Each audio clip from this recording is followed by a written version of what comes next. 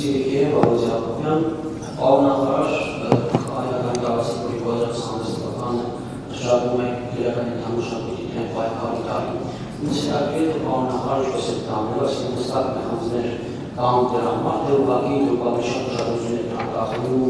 հետ միջոցով եք դրա անում, որովհետև գաղտնի չէ, որ իրական ենթամշակույթը ոչ միայն բանալում, այլ նաև քաղաքացիական թղթի բոլոր ոլորտներում արքայով խնդիր է, ալում եք նույնիսկ մտավորականներ, քաղաքական գործիչներ, հանրային գործիչներ, լրագրողներ, որոնք օրինակ հաղորդում հանցագործության մասին տալը, որ ապրում որպես գործ տալ ու վարդի դիքարում դիտակներ ցնում, այսինքն ինչպես է դուք պատրաստվում դրանց պայքար պահանջել, որ ակնհայտ է, որ անգամ բանակում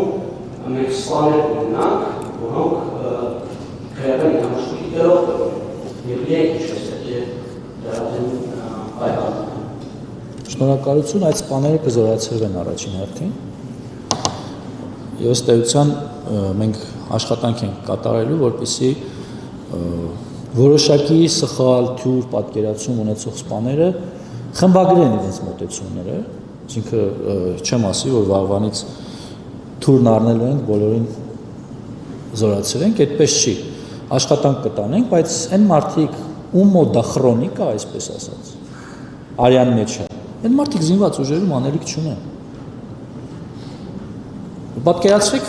քրեական ենթամշակույթի մասա նաև այս բանը դրսից տղա բերելու ինստիտուտը։ Դուր զանգում են,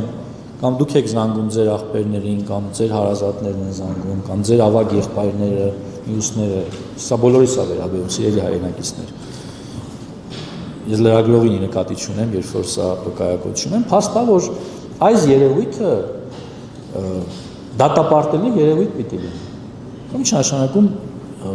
զինվորին ասել երեխեն ու այդ մայրական հոգատարությունը կարևոր է, բայց 18 տարեկան տղան ինքնուրույն մարդ է, Հայաստանի Հանրապետության լիիրավ քաղաքացի է։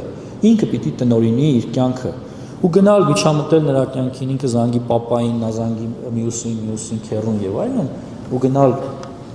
զորամասում ինչ-որ հարցեր լուծել, դա էլ է քրեական ենթամշակույթի մաս։ Թվում է, թե դա ծնողական հոգատարություն է, ոչ, դա քրեական ենթամշակույթի ու մտածելակերպի մաս է, սիրելի հայրենակիցներ։ Պայքարելու ենք սրա դեմ հետևողականորեն, բայց միայն մեր մասնակցությունը ու մեր գործիքները բավարար չեն։ Ձեր բոլորի աջակցությունն է պետք, այդ թվում նաև իրապահ այլ մարմինների, այլ համակարգերի,